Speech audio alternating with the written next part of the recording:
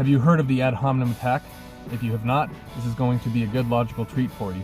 If you have, it'll be a good refresher, so keep watching as I give you the 7 deadly ad homs.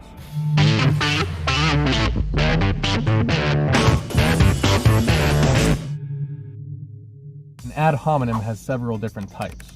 The ad hominem is what we call it when somebody gives an argument and then a person refutes their argument, not by assessing, analyzing, and addressing the logic of the argument, but rather the person.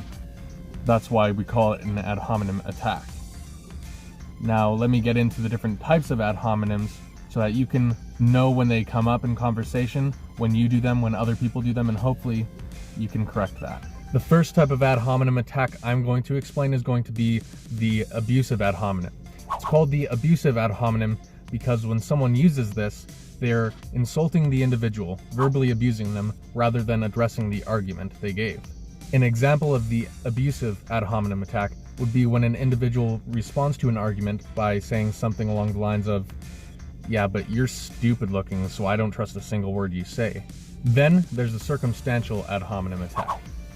This is when somebody gives an argument and the refutal is based upon the circumstance that the person is in rather than their argument.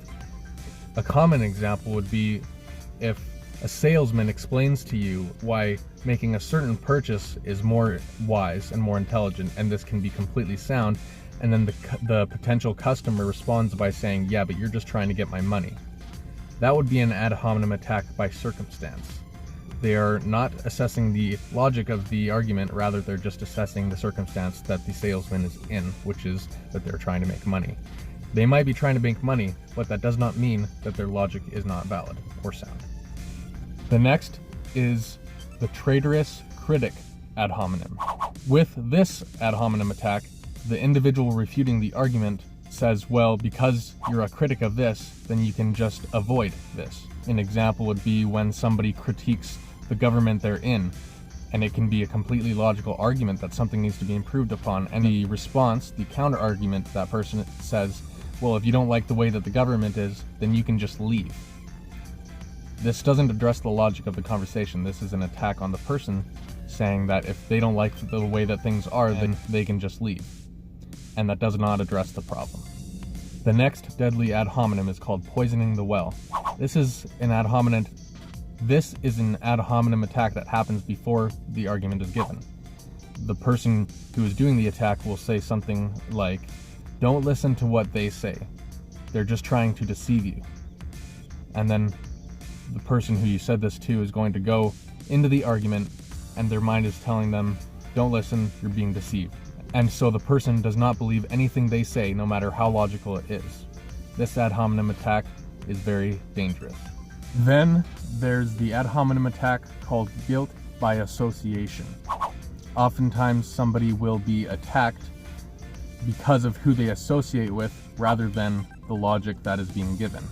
This happens a lot in politics when somebody refutes the argument being given, no matter how sound or valid it is, by saying that what they say doesn't matter or doesn't count by virtue of who they are with. There's also an interesting way in which this ad hominem attack becomes its opposite, but just as fallacious. When this happens, it's called an inverse ad hominem. It's when somebody sees a positive characteristic of an individual and chooses to use that as a gauge of how logical they're being instead of the actual logic itself. An example would be when you see a speaker go onto stage and you look at the way they're dressed and you see they're dressed very classy. And based off of that observation, you believe that what they say matters. What they say is going to be logical, well thought through, because they present themselves well.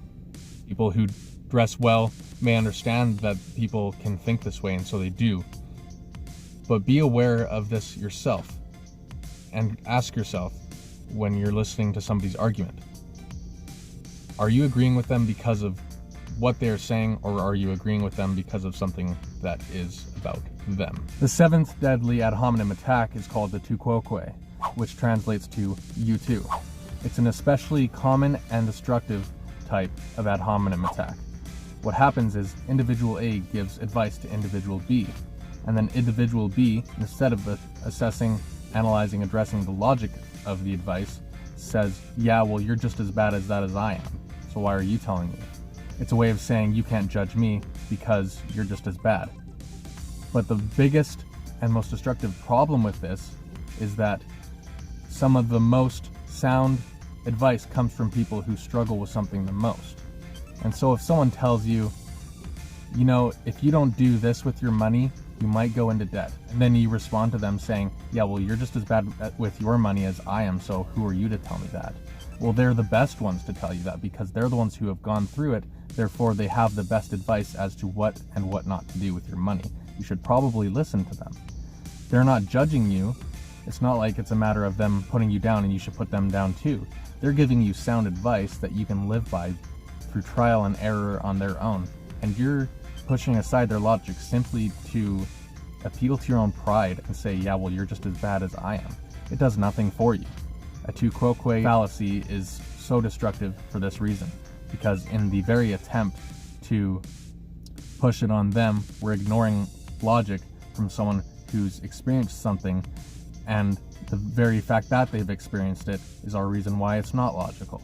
Can you see the problem here? This is one of the worst things you can do. I have to point out one thing though.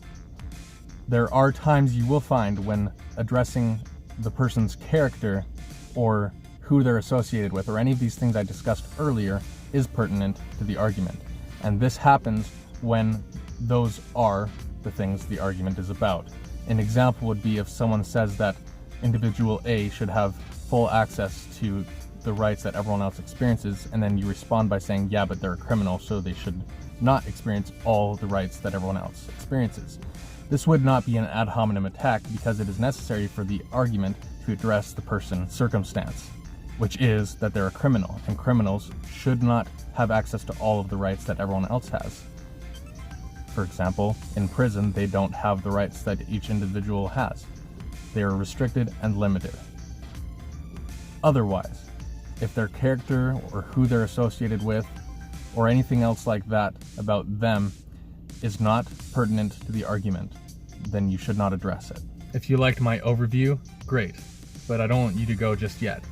If you enjoyed this, check out another one of my videos or playlists that I have on my channel, and subscribe to never miss out on future content. You're watching Freedom Thinks with Timothy Rogers. See you in the next video.